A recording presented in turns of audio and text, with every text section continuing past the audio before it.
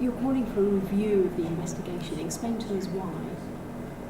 I think the first thing to tell the general public is that the authorities haven't been doing anything proactive in the search for Madeleine for well over 2 years now, and we think it's fundamental for any major incident that a case review is undertaken to look at all the avenues that could be explored that might lead to new information coming into the inquiry.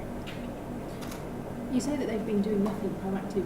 What have they been doing for the last two and a half years? People might be surprised to hear that.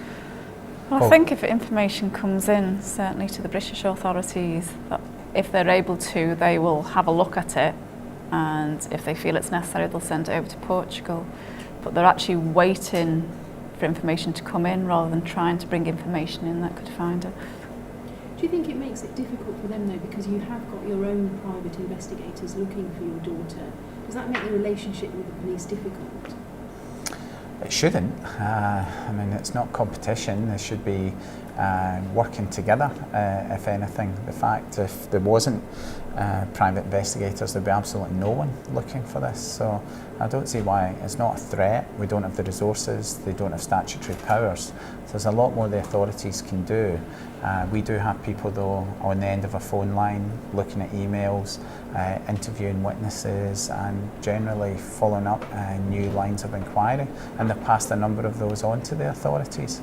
But this is an unsolved serious case, and particularly given the profile, we think that a full case review should be undertaken, and that has to be collaborative with the Portuguese authorities.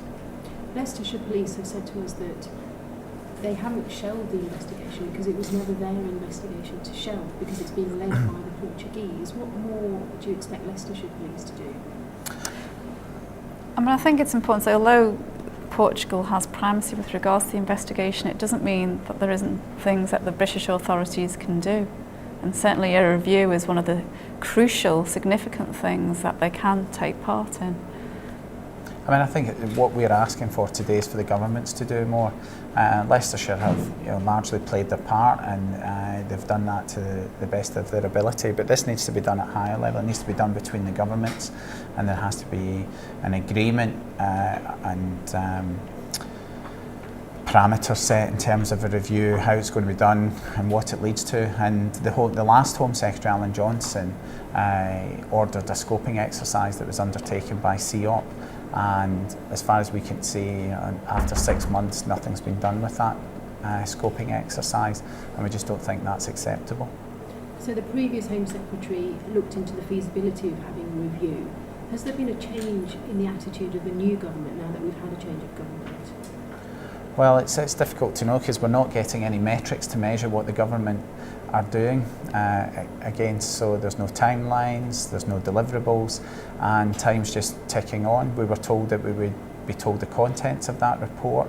We haven't seen it, we haven't been told, and really, although the government say there are sensitivities, we fully understand that, but they should be doing more, and they should be responsible for ensuring that Madeleine gets the best investigation possible. We're not aware of any progress since the CEOP report was handed into the government at the end of March, and even allowing for a change of government in the last 6 months, we're not aware of anything that has carried on from that report being given in. When you met with Theresa May, the new Home Secretary, what promises did she give you? Did she tell you what was in that scoping report? Well, I think that's just it. There weren't any promises. In fact, she said, I don't want to make any commitments. But basically what we need to know is, what are they doing? What are they going to do with that report? Have they read the report? Do you think she had even read it? Well, she hadn't when we met her, she said that, which was a bit disappointing. Hopefully now she has, but we need to know, where are we going now? Because we truly believe it's going to help the search for Madeleine. We know it's not easy, but it doesn't mean it's not possible. I just wanted to ask you, you've chosen to do the interviews now, 3.5 years on. People will be wondering how on earth you keep going and how you keep this story in the news after such a long time. Well, we don't, although we offer to do things like this, really, I think it's a reflection that the public are very interested. And I think the public care about Madeleine, and that's why it's still a story, for want of a better word. And which is great, because without the public support, I don't know where we'd be. I think that's crucial. You know, the government won't do anything without pressure, and it's the public.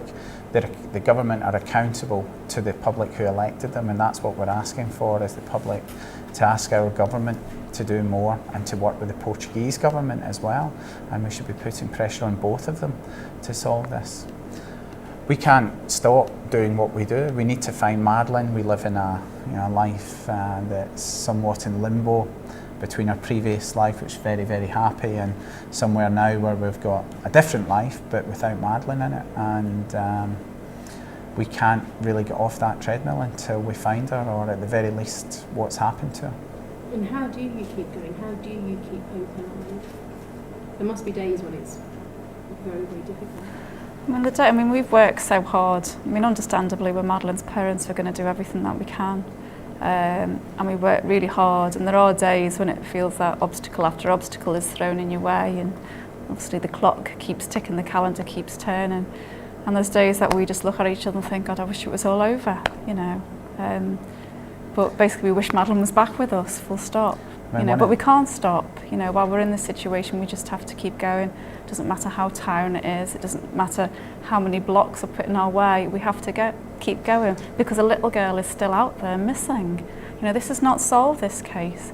She's still missing, and there's an abductor out there. There's a criminal out there who is free to do this over and over again if we let him. You know, so it's another reason why the governments and the authorities should be doing more.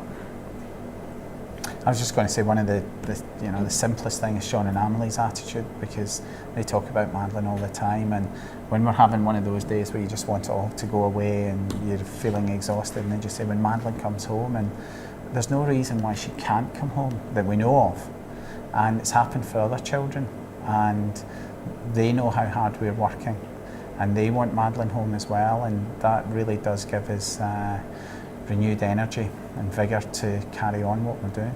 Now, in Sean and Amelie's words, Madeleine's missing. We need to find her. I mean, it's quite simple when they put it like that, you know. So you still believe that your daughter is alive and out there somewhere? Well, certainly we know there's a good chance that she's still alive. I mean, at the minute she's just missing, you know, so you have to assume she's alive, because there's nothing to say otherwise.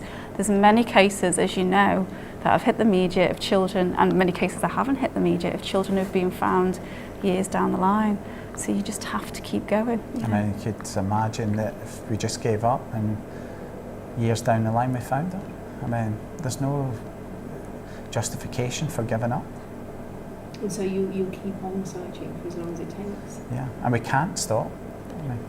I don't think any parent could stop. I don't think you could live comfortably. I just don't think physically that you could, or mentally, you could actually reach that decision, you know. When you mentioned the public support and how important that is to you, how do you feel about the fact that there are still people who feel that you had something to do with it, and there are websites set up to this, and it must be quite hurtful still after all this time? Yeah. I think the key thing is that the motives of people who wish to persuade others that Madeleine is dead without any evidence to suggest that have to be questioned. You know, we're here to try and make sure there's as good a search as possible, and that's, as far as I can see, the way the vast majority of the public want to see it happening. And I think they'll be shocked to find that the authorities have not been doing anything. Our focus is in making sure there is a good search, not in stopping one for a missing child.